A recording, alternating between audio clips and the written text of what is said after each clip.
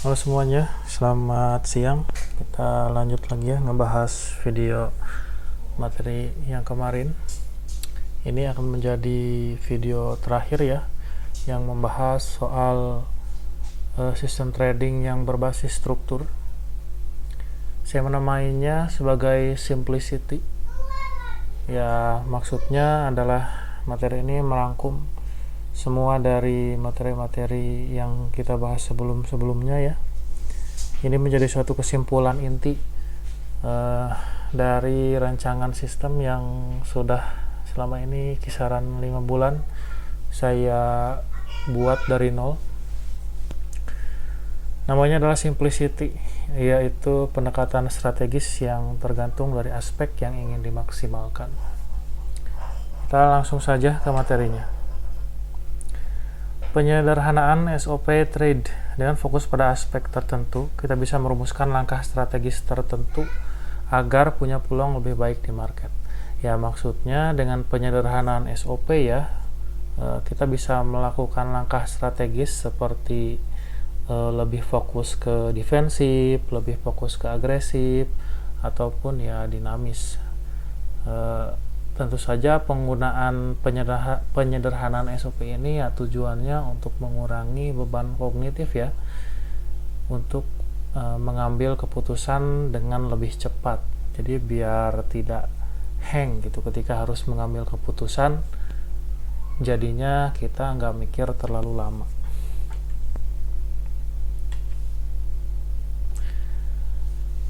Nah, yang saya gunakan di sini adalah anti-fragility ya sebagai basis sebelum bicara soal ekspansi ya ataupun agresif.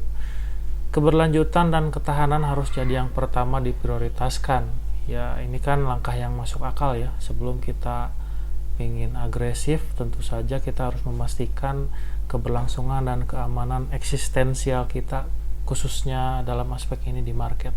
Jadi sebelum mikirin profit ataupun untung di market, kita harus mikirin dulu bagaimana caranya untuk bertahan di market. Nah, anti-fragile ya. Anti-fragile ini banyak orang salah paham ya. Anti-fragile itu tidaklah sama dengan konservatif secara literal gitu. Kalau konservatif bicara soal risk versus reward yang seimbang ya dalam lingkup tertutup tanpa memperhitungkan aspek bias dan tren. Sedangkan anti-fragile itu pengembangan ya, alias bentuk adaptasi dari konservatif yang diformulasikan dengan bias dan tren ya. Anti-fragile itu juga memandang setiap event sebagai event probabilistik yang dipengaruhi oleh peluang dan momentum. Nah, ini ada gambaran diagram ya yang saya buat sederhana saja. Ini menggambarkan pergerakan harga di market ya ketika membentuk suatu struktur. Jadi untuk yang pertama, misal strukturnya mulai terbentuk ya dari sini, naik dari amplitudo low naik ke amplitudo high ya, atau dalam bahasa marketnya ke high-nya, sudah ada low, sudah ada high, lalu balik lagi ke daerah low, tapi tidak break struktur dari amplitudo low-nya, dia naik lagi ke amplitudo high.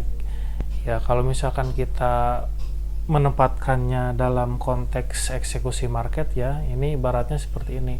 Ketika suatu strukturnya terbentuk, ada ya mulai dari low, lalu ada high, ini wave pertama, lalu wave kedua, hambatan strukturalnya yang ternyata tidak menghancurkan struktural pembentuk strukturalnya, yang wave 1 tidak menghancurkan wave 1 secara struktural ya, sehingga ada ekspektasi untuk harganya kembali naik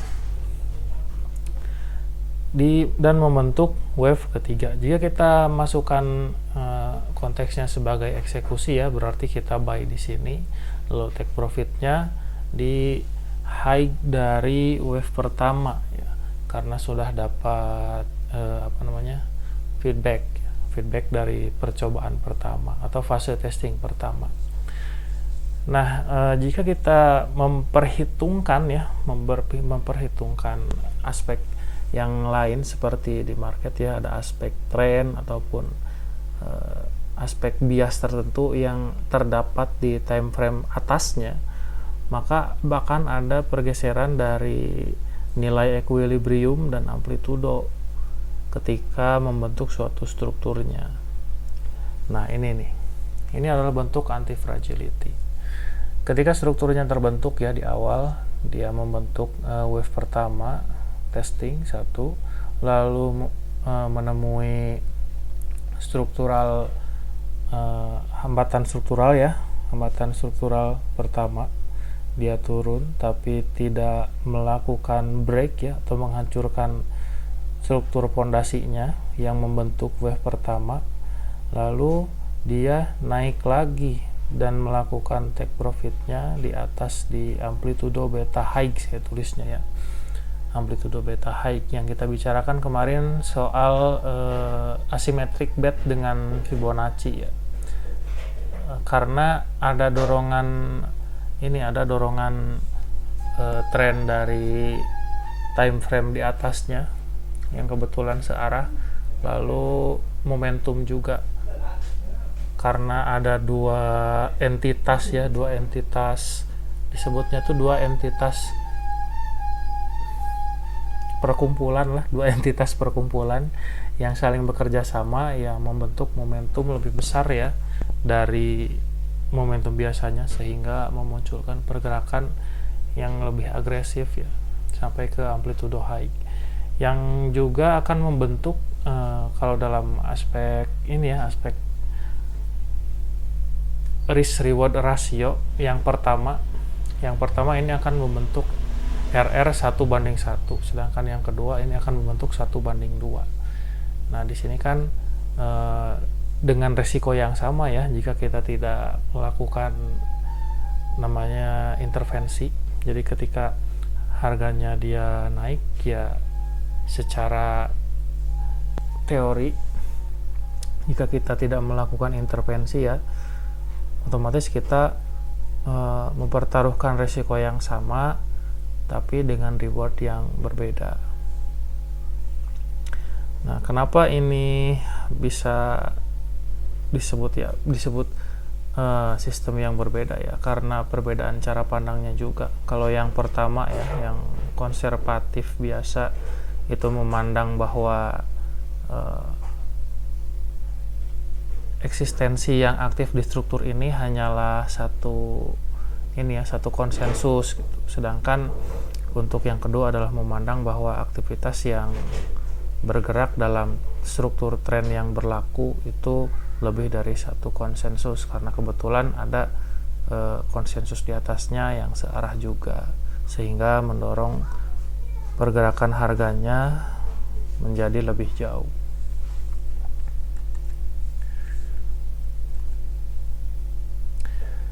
Nah, sekarang soal risk versus modal rasio ya. Selain masalah teknikal yang sebelumnya kita bahas panjang lebar beberapa video ya, banyak yang salah paham soal jenis aset yang dipilih dengan profil risiko modal yang ada. Jadi jumlah modal itu sebetulnya mempengaruhi juga opsi dari pemilihan asetnya. Jumlah modal harus bisa menahan rebound yang muncul dari kegagalan sistemnya. Ya, misal suatu sistem punya tingkat keberhasilan 3 kali dalam setiap kali 5 percobaan. Jadi setiap kali 5 percobaan ada yang 3 dia sukses, ada 2 dia gagal. Maka modal minimum yang diperlukan untuk ini adalah 5 kali dari besaran rata-rata struktural failure dalam time frame yang digunakan sebagai basis eksekusi. Jadi kalau misal modal kita $100 ya, misal $100, lalu dalam rancangan sistem trade kita rata-rata tingkat SL-nya itu misal sampai $20 ya, sampai $20 ya, maka ya dalam aset tertentu ya, maka pilihan asetnya ya jangan lebih dari itu, atau time frame-nya juga jangan pilih time frame yang lebih besar dari itu, karena ya rasio modal dengan resikonya akan terlalu asimetris ya, yang membuat asimetrisnya juga asimetris negatif lagi, bukan asimetris positif ya, membuat eksistensial kita di market menjadi lebih beresiko.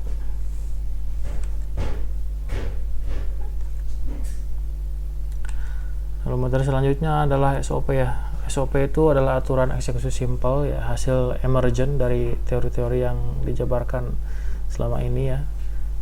Meliputi, ini saya gunakan pengkategorian saja ya, behavioral teorema, social time synchronize, struktural teorema, tweak, dan engineer inner problem ya, yang membentuk suatu aturan SOP simple sehingga lebih mudah untuk dijalani.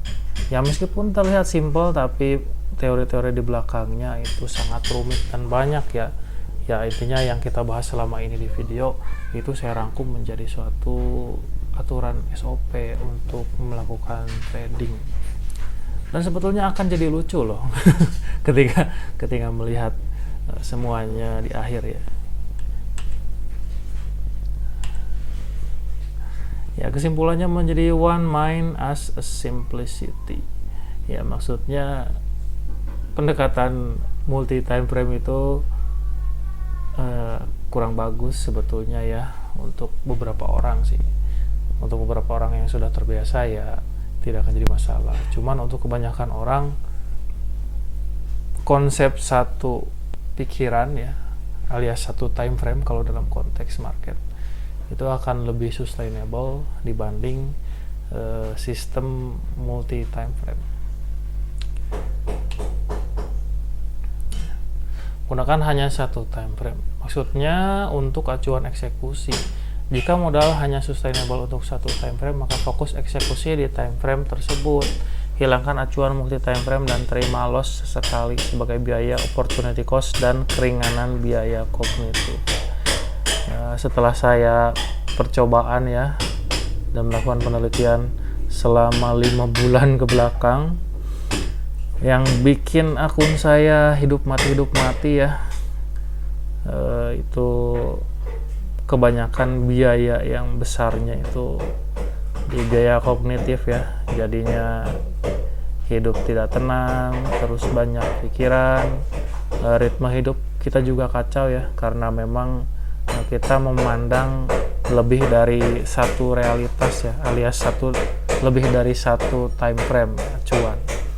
Jadi ada kasus menurut realitas time frame ini murah, terus ya menurut time frame realitas ini itu mahal ya, jadinya muncul namanya konflik interest ya, jadi antar time frame itu, sehingga ya memunculkan kebingungan dalam eksekusi yang akhirnya mengarah kepada ketidakefisienan dalam mengelola energi. Selain dari jumlah modalnya, kognitif juga yang jadi kendala utama ya. Ketika ritme hidup kita kacau, lalu kognitif kita terlalu banyak bahan pertimbangan yang ujung-ujungnya mengarah kepada nge-freeze ya untuk mengambil keputusan ya, menurut saya close sesekali itu akan lebih murah ya ketimbang hidup kita yang mulai akhirnya diatur oleh chart gitu. Jadi akan lebih baik kita fokus ke satu time frame saja, menjadi satu entitas utuh lah, meskipun kita punya kemampuan untuk nyebrang-nyebrang antar time frame ya, untuk lebih sustainable-nya. Tapi tenang saja ya, dengan satu time frame ini ada potensi juga untuk arah grow-nya kemana. Jadi bukannya satu time frame itu jelek ya, dan tidak ada masa depan untuk pengembangannya, tapi ada loh arah masa depan pengembangannya.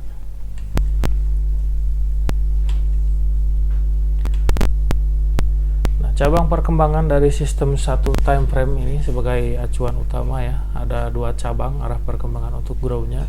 Yang satu buying specialist ya, diam di satu time frame itu dan naikkan lot. Jadi linear juga ya resikonya semakin bertambah, tapi peluang untungnya juga bertambah juga ya, jadi sama-sama saja ya, hanya kelebihannya ritme hidup kalian itu cenderung tidak berubah. Jadi ada ada rutinitas yang tetap gitu, tapi hasil rewardnya tidak linear dengan rutinitas. Jadi meskipun kalian melakukan rutinitas yang sama setiap hari ya, karena aktif di satu time frame saja, tapi reward kalian tidak linear gitu, reward kalian tidak sama. Jadi disinilah sistem lot itu bekerja. Lalu cabang yang kedua adalah dimensional move ya, pindah time frame acuan ke yang lebih tinggi, tapi ya downside-nya menjadi lebih jarang ya. Ini baik untuk kalian-kalian yang memang mempunyai aktivitas yang intens ya di luar dari aktif di market. Jadi misal kalian punya keluarga besar ataupun punya hal-hal yang harus diurusi di dunia nyata gitu ya, mengenai hidup kalian. Jadi dimensional move atau pindah ke time frame yang lebih tinggi akan jadi lebih masuk akal ya. Mengingat kalian tidak bisa stay terus untuk memantau chartnya. Nah, ini akan saya tutup ya dengan kesimpulan mengenai trading berbasis struktur ini ya. Jadi kesimpulan saya adalah sistem berbasis struktur adalah sistem yang dirancang untuk menciptakan balance ya, atau keseimbangan antara hidup dengan kegiatan usaha manusia. Karena itu kadang ditemukan kesesuaian antara timing sosial dengan struktur harga.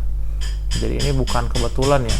Jadi selama market itu dipegang kekuasaannya oleh manusia, baik dalam eksekusi maupun dalam besaran modalnya, penentuan besaran modalnya, maka market akan tetap menjadi problem di level kompleks ya. Akan beda cerita kalau misalkan kedepannya ada entitas non human ya, non manusia yang melakukan kegiatan trading ini, maka strukturnya kemungkinan akan runtuh ya. Jadi karena struktur yang ada di market itu sebetulnya cerminan dari ritme sosial antara manusia yang bertindak sebagai master maupun operator di market. Jadinya ketika manusianya itu sendiri diganti ya, otomatis struktur yang terjadi di market juga akan hilang dan berganti ya, sehingga sistem ini kemungkinan juga akan menemui ajalnya. Ya mungkin cukup sekian ya untuk pembahasan saya kali ini. Ini menjadi video terakhir saya mengenai pembahasan sistem kompleks khususnya market ya, dengan pendekatan sistem berbasis struktur. Ya mohon maaf apabila banyak kesalahan ya selama ini. Terima kasih atas perhatiannya. Selamat siang semuanya.